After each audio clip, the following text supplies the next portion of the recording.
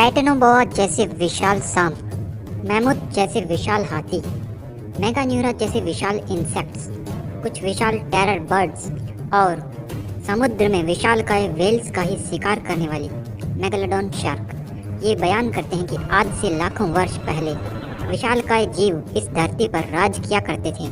आज जिन बड़े से बड़े और छोटे से छोटे जीवों को हम देखते हैं, कभी उन्हीं जाति के दानवीय दैत्य इस धरती पर आतंक मचाते थे।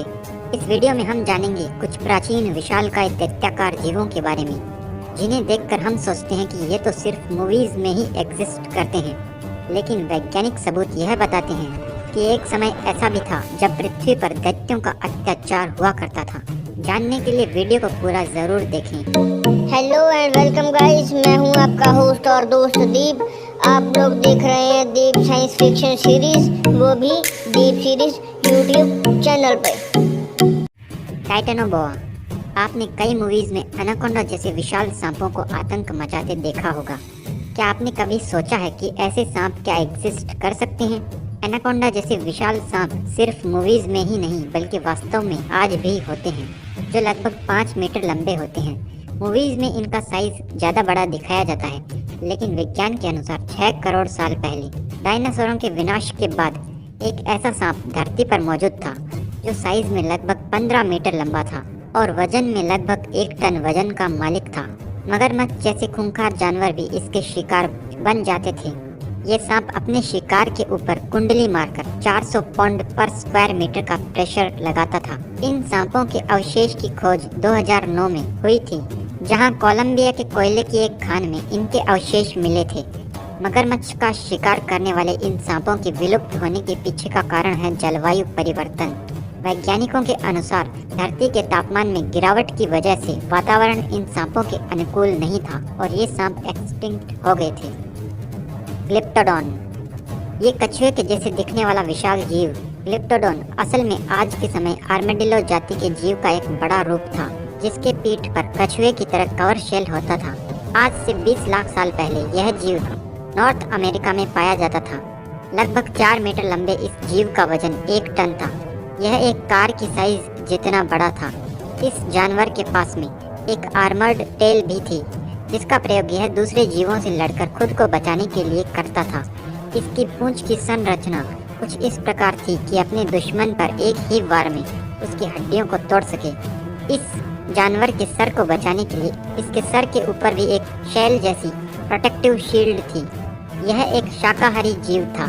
इस जानवर के अवशेष नॉर्थ और साउथ अमेरिका में पाए गए हैं। आज से 10,000 वर्ष पहले यह जीव धरती से विलुप्त हो गया। विशालकाय हाथी मैमथ, ये आज के अफ्रीकन हाथियों जितने ही लंबे हाथी हुआ करते थे, जिनकी हाइट 11 फीट तक थी और वजन लगभग 6 टन होता था। ये हाथी कोल्ड एक्सट्रीम एनवायरनमेंट में रह सकते थे और इनके शरीर पर 1 मीटर लंबे बाल हुआ करते थे। इनके पास 2.5 मीटर लंबे 2 घुमावदार दांत हुआ करते थे, जो इन्हें एक दिव्य रूप देते थे। इनके बालों का कलर भूरा हुआ करता था। जिस तरह पेड़ों की आयु उनकी रिंग से पता चल जाती है, उसी तरह इस हाथी के दांतों पर भी रिंग टाइप स्ट्रक्चर होती है, जिससे वैज्ञानिक इनकी आयु का अनुमान लगा सकते हैं। इनके प्राप्त अवशेषों में इनके दांत इतने भारी हैं कि उन्हें उठाने में 2 मजबूत आदमियों की ज़रूरत पड़ेगी। ऑस्ट्रेलिया और साउथ अमेरिका के अलावा सब जगह इनके अवशेष प्राप्त हुए हैं। अंतिम मैमूथ आज से 3600 वर्ष पहले लुप्त हुआ था। वैज्ञानिक चाहें तो इन मैमथ को वापस जिंदा भी कर सकते हैं। इन हाथियों के अवशेषों से वैज्ञानिक उनके डीएनए को निकाल सकते हैं और उससे क्लोन बनाकर मैमथ को फिर से जिंदा कर सकते हैं। इन हाथियों को फिर से जिंदा करने के लिए एक project the woolly mammoth revival पर भी काम चल रहा है। अगर इनके क्लोन बना लिए गए, तब हम जान पाएंगे कि असल में ये कैसे होते थे। मेगान्यूरा, जिन छोटे छोटे मच्छरों और मक्खियों को आज छिपकली जैसे छोटे जानवर खा जाया करते हैं, कभी यही उड़ने वाले छोटे जीव विशालकाय रूप लेकर छोटे छोटे जीवों को खा जाया करते थे। आज से लगभग 3 करोड़ साल पहले यह थी एक ड्रैगन फ्लाई, जो कि एक बाज की साइज के बराबर होती थी। इसके विंग्स 65 सेमी लंबे होते थे। इन इंसेक्ट्स की साइज बड़े होने का कारण उस समय वातावरण में ऑक्सीजन के लेवल का काफ़ी हाई होना था। इनके शरीर में लंग्स नहीं होते थे। बल्कि एयर डायरेक्टली उनके ऑर्गन्स तक ट्यूब्स के थ्रू पहुंच जाती थी। ऑक्सीजन के लेवल में कमी होने की वजह से यह ड्रैगन फ्लाई लुप्त हो गई। Forest residents, terror birds. 50 kilometre प्रति घंटे की रफ्तार से चलने वाला विशालकाय बर्ड्स लगभग 3 मीटर लंबे होते थे। ये टेरर बर्ड्स किसी भी डॉग को एक ही बार में निगल जाने की क्षमता रखते थे। इनकी गर्दन लंबी होती थी और इनकी चोंच नीचे की तरफ मुड़ी हुई होती थी। इनकी टांगें लंबी होती थी जो इन्हें स्पीड और एक्सीलरेशन प्रदान करती थी। इनका काल आज से लगभग 6 करोड़ साल पहले का था। एक नई फाइंडिंग के अनुसार इनके कुछ अवशेष इन्हें आज से 10,000 वर्ष पहले लुप्त हुआ बताते हैं। मेगालोडॉन शार्क आज के समय में सबसे बड़ी मछली द ग्रेट व्हाइट शार्क कही जा सकती है, जिसकी लंबाई करीबन 15 से 20 फीट तक होती है। लेकिन आज से लगभग 30 लाख साल पहले समुद्र में एक ऐसी शार्क राज करती थी जो व्हेल को भी अपना शिकार बना सकती थी। हालांकि यह आज के समय व्हेल से बड़ी तो नहीं थी, लेकिन आपकी जानकारी के लिए बता दिया जाए कि व्हेल कोई मछली नहीं बल्कि एक मैमल है। इसलिए मेगालोडॉन को हम मछलियों में सबसे बड़ी मछली कह सकते हैं। कुछ वैज्ञानिकों के अनुसार यह मेगालोडॉन शार्क व्हेल को भी अपना शिकार बना सकती थी।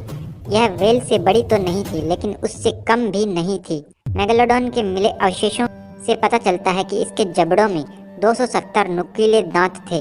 अगर इसका एक दांत टूट जाता था तो उसे वापस आने में 1 से 2 दिन का ही समय लगता था। इसका वजन करीब 100 टन के आसपास होता था। जब यह शार्क शिकार को दबोचती थी तब उस शिकार पर इसके दांत से लगभग करीब 10 टन के बराबर प्रेशर क्रिएट होता था।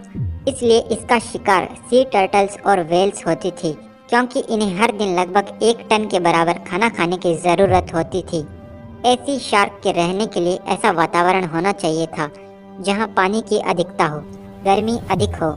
इसलिए ये शार्क किनारों के आसपास नहीं रहती थी। जब समुद्र के अधिकतर इलाके का टेम्परेचर कम हुआ तब मेगालोडॉन शार्क सरवाइव करने के लिए समुद्र के गर्म इलाकों में चली गई, जहां पर उनके खाने लायक मछलियां ज़्यादा नहीं थी, और इस वजह से ये शार्क लुप्त होती चली गई। कुछ रिसर्चर्स के अनुसार यह मेगालोडॉन शार्क आज भी जिंदा है, क्योंकि कुछ ऐसे जानवर जैसे जाइंट स्क्विड, जिनको मिथिकल माना जा रहा था, जो आज से 1000 साल पहले विलुप्त हो चुका था, लेकिन साल 2006 में कुछ जापानी साइंटिस्ट ने इस विलुप्त जानवर के कुछ फुटेज कैमरा में कैद कर लिए। यह जाइंट स्क्विड लंबाई में 59 फीट और वजन में करीब 1 टन के बराबर था। ऐसा भी हो सकता है कि समुद्र की गहराइयों में ऐसी जगह है जहां आज तक इंसान नहीं पहुंच पाया हो, वहां पर यह शार्क मौजूद हो, जैसे मैरियाना ट्रेंच, जहां पर आज तक बहुत कम इंसान पहुंच पाए हैं, क्योंकि यह समुद्र की सबसे गहरी जगह है। जितना ऊंचा माउंट एवरेस्ट है, उससे भी गहरी मैरियाना ट्रेंच है। इतनी गहरी जगह पर पानी का दबाव काफ़ी ज़्यादा होता है और यहाँ पर टेम्परेचर भी काफ़ी कम होता है, लेकिन इतने कम टेम्परेचर में मेगालोडॉन शार्क सरवाइव नहीं कर सकती। कुछ सबूत यह सजेस्ट करते हैं कि यहाँ पर मेगालोडॉन जैसे कुछ विशाल जीव ज़रूर हो सकते हैं। कुछ रिसर्चर्स ने एक अंडर वाटर टेस्ट व्हीकल को मैरियाना ट्रेंच में काफ़ी नीचे भेजा, लेकिन उन रिसर्चर्स ने यह महसूस किया कि उस व्हीकल को कोई पावरफुल जानवर अपनी तरफ खींच रहा है। सेफ्टी के लिए इस व्हीकल को एक लोहे की चेन से बांधा हुआ था, लेकिन जब लोहे की चेन से इस व्हीकल को वापस ऊपर खींचने की कोशिश की गई तब वे इसको ऊपर खींच नहीं पाए। जब काफ़ी देर बाद उस जानवर ने इस व्हीकल को छोड़ दिया और इसे ऊपर लाया गया तो उन्हें इस व्हीकल पर बड़े बड़े दांतों के निशान मिले और व्हीकल से जुड़े स्टील के तार भी टूटे मिले।